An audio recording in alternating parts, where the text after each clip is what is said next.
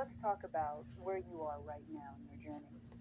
I'm speaking namely of where you find yourself in the middle of having faced the abyss, of having shed a tremendous amount of who you are not, even as you are curiously exploring what it is to step forward as who you are. So many people want the answer to the questions. They want clarity in their life. But not every person wants to willingly take the steps that are necessary to actually see the core material of yourself and this reality. 32-mile uphill march to the town of Tablat. It was a journey of the body, but not yet of the soul. But everything changed on November 21st when they reached the small town of Umal.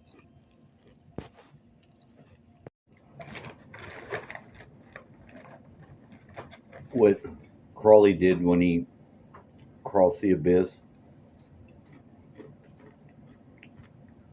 and did those ethers. Heard of that? I know what they're talking about.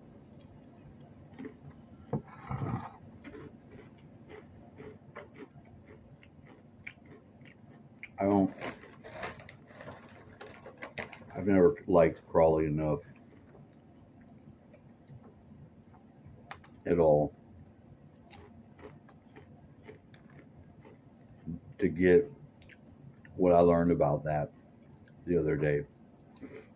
Finally and definitely, with all humility, take that which has so long lain ready to my hand. End quote. In his autobiographical Confessions, which wasn't published until 1969, 21 years after his death, he was still secretive about the right, using very cryptic terms and even apologizing for speaking so obliquely about it. Quote, "We took loose rocks and built a great circle. We erected an altar, and there I sacrificed myself. The fire of the all-seeing sun smote down, consuming utterly every particle of my personality.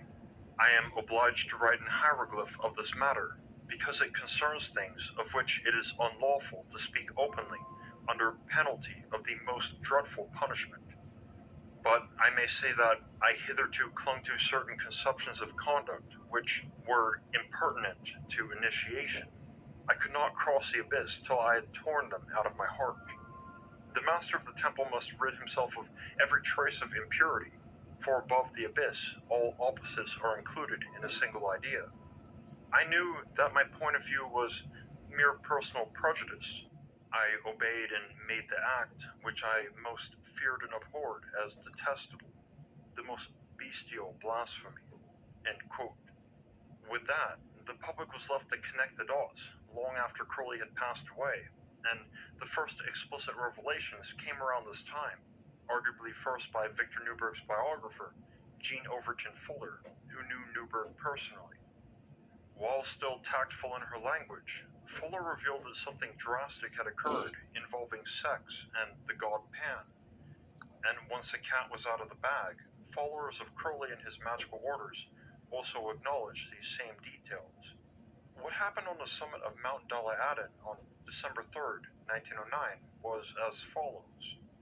As the sun was near its zenith, Victor Newberg invoked the lustful goat god Pan to possess his body in a frenzy.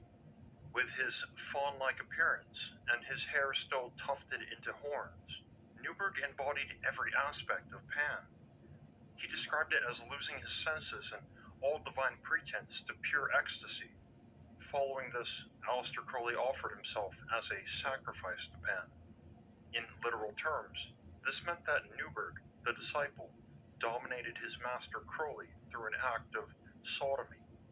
Crowley was the receiving partner, and this position was chosen for its psychic shock value, a role reversal, ritualized humiliation, and surrender of both status and control to break down the last defenses of his ego.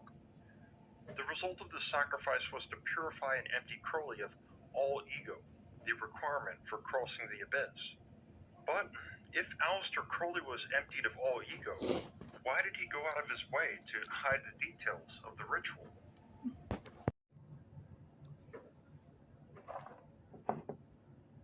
Now, I'd heard also about their little journey in the desert, and I always thought Crawley was just a pervert because, you know, history, stories, and I'm not into him at all. I can't read his writings. I can't. It's not for me at all. But he was, that guy said that he was clearly homosexual.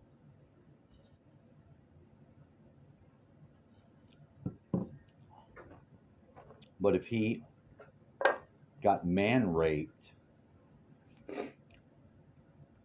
just then in that format, and it was to break his ego of things he already had in there going on, because clearly he was already somewhat of a homosexual, but not just homosexual. He would be having sex with anybody. He just didn't give a shit. And if he was in the context doing his magic, and he just barely then got to put it in the context like that to snap himself, then he was probably given his wiener like a homo. I guess. I don't know. I'm not a fan of Crowley. What I'm saying is he met the abyss where he was. Okay? Of the masters of the temple. My eyes beheld the masters. Each one was exactly like the other. The angel told me that now my name was Nemo, Latin for no man, seated among the other silent shapes in the city of the pyramids under the night of Pan. End quote. Having sacrificed his ego, Crowley was now Nemo, a man without a name, and the visions that followed began to directly address the nature of his final great test, that of the demon of the abyss, Karonza. The stakes were laid bare on the night of December 4th, when he invoked the 12th Aether, Lo. He was shown a stark warning of the ultimate spiritual catastrophe, the fate of atoms who failed to cross the abyss, who clung to their identities at the final moment. The angel described how they, quote, shut up their blood in their heart. In their lonely fortresses, they bind themselves together with an oath and with a great curse. Thus they make war upon the Holy One. End quote. The message was clear, that failure meant becoming a cancerous, isolated ego, a fortress of selfhood doomed to magical madness and eternal torment. The very next evening, December 5th, he and Newberg arrived at the frontier itself, the 11th Aether, Ik. The vision was of a mighty iron fortress, a bastion guarded by legions of tense, vigilant angels. This was the final guard post. Here an angel of the guard confirmed, quote, he that understandeth must go forth unto the outermost abyss, and there he must speak with him that is set above the fourfold terror, with Choronzon, the mighty devil that inhabiteth the outermost abyss. End quote. Knowing he had to face this entity, Crowley turned to the divine for strength, asking the angel if there wasn't a warden appointed to help him through the trial, referring to his own holy guardian angel, the divine being he had dedicated his life to knowing. The angel's reply was the single most devastating moment of his entire journey. It was a cry of ultimate and absolute abandonment. Quote, Eli Eli, lama sabachthani, Biblical Aramaic for my God, why hast thou forsaken me? End quote. The divine had abandoned him. At the precipice of the final sanity-shattering ordeal, he'd been left terrifyingly alone.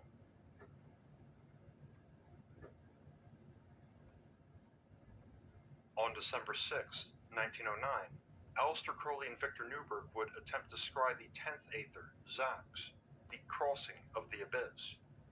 As written in his autobiographical confessions, Crowley explained, quote, The abyss is empty of being. It is filled with all possible forms. These forms swirl senselessly into haphazard heaps like dust devils, and each such chance aggregation asserts itself to be an individual. But the slightest disturbance dissipates the delusion, just like a dust devil brings it in showers of sand to the earth. We therefore went far out from the city into a hollow among the dunes. End quote. Upon reaching this hollow, they used chalk to draw into the sand a magical circle designed to protect Newberg as described.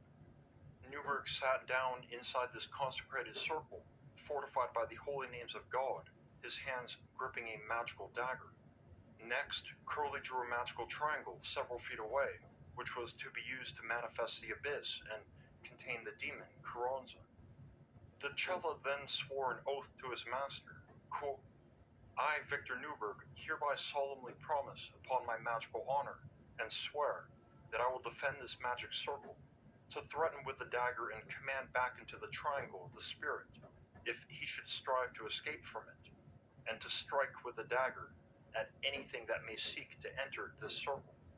I will be exceedingly wary, armed against force and cunning, and I will preserve with my life the inviolability of this circle. End quote.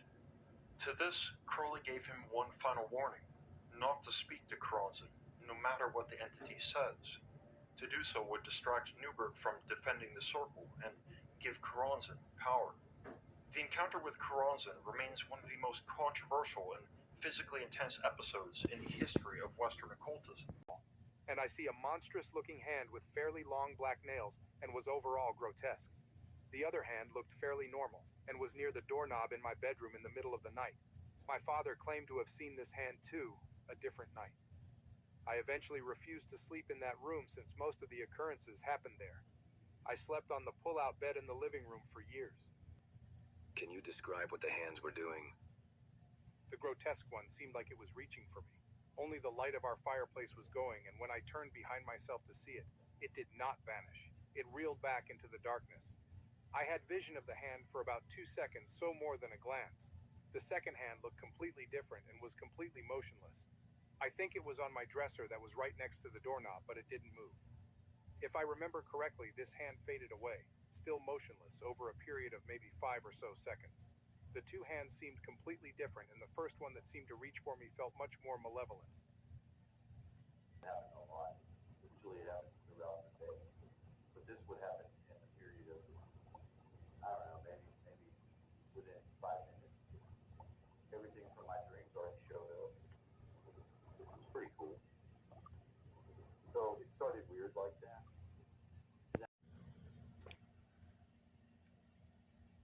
So, to make sense of synchronicities, they're just too on the nose.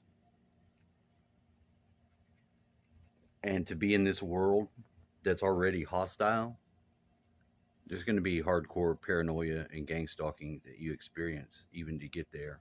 But to tap back into your power, you do have to shed your ego in some sort of way that I believe is described in what Crowley was doing. I can appreciate his fervor as a magical student. You know, back in those days, there wasn't as much bombarding their consciousness as it is today. So it's a lot easier today to go fucking ape shit crazy, but it's also easier to follow synchronicities and follow a simple procedure to shed yourself of what is negative, what's not for you, and to reacclimate and retune yourself to the same synchronicities and continue on your way. Now with Crowley, I think Crowley specifically, by the way that he treated that guy, just wasn't about empathy or treating people correctly. He was too willing to use people as a tool. And sometimes that's going to cost you relationships. Sometimes that's going to cost you a lot. But that's one of the things I've remained mindful of. because I'll be by myself before I let myself go there with someone again, or with someone to take me to that place either. And I think sometimes it's just that important to know, um, that you're, even if you're doing something extreme and important, you still can't use another person towards your end, even if you're in a leadership role. You can't just go so hard at your goal that you spend your people like they're things.